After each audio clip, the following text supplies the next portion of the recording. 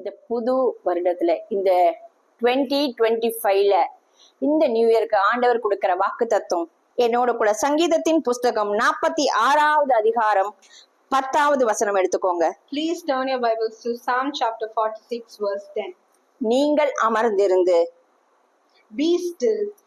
நானே தேவன் என்று அறிந்து கொள்ளுங்கள். ஆமென். Know that I am God. Amen. ஆமென். ஏன்னாக்க அவர் சொல்றாரு பி ஸ்டில், அமர்ந்திருங்க.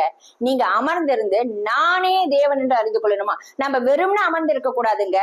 நம்ம அமர்ந்திருக்கச்சே நம் தேவன் எப்படிப்பட்டவர், நம் தேவன் யார், நாங்களும் நீங்களும் ஆராதிக்கிற தேவன் இன்னார் என்று நம்ம அறிந்து கொண்டிருக்க வேண்டுமே. நம்ம உட்கார்ந்து இருக்கச்சே அந்த உட்கார்தல் வெறும்னு போய் எங்கேயும் உட்கார்ந்தோம் இல்ல, நம்ம பார்க்ல உட்கார்ந்தோம், பீச்ல உட்கார்ந்தோம், இல்ல ஃப்ரெண்ட்ஸோட போய் உட்கார்ந்தோம், அப்படி இல்ல சினிமா தியேட்டர்ல உட்கார்ந்தோம், அங்கெல்லாம் இல்லைங்க. எங்க உட்காரணுமா, தேவ பிரசன்னத்துல உட்காரணும், தேவ சமூகத்துல உட்காரணும். Amen.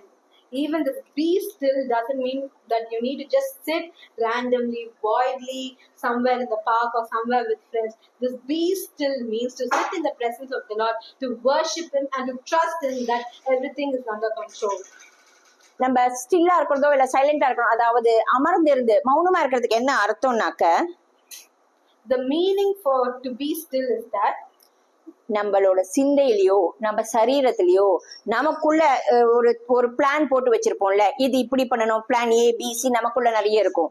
The plans that we make in our minds, in our body, we would keep planning like such and such.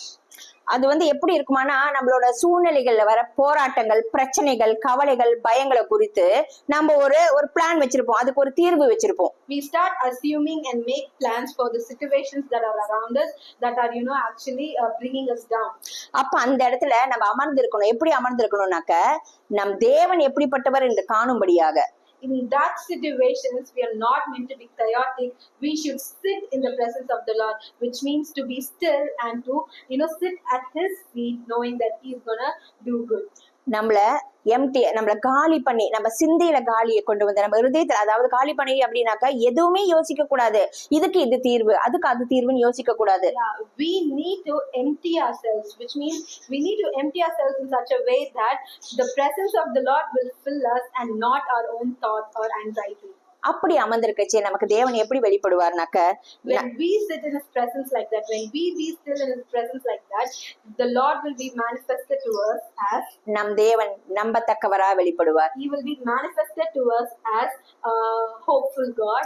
நம் தேவன் ஜெபத்திற்கு பதில் தருவரா வெளிப்படுவார். He will be manifested as a God who will answer our prayers. நம் தேவன் உண்மை உள்ளவரா வெளிப்படுவார். He will be manifested to us as a faithful and a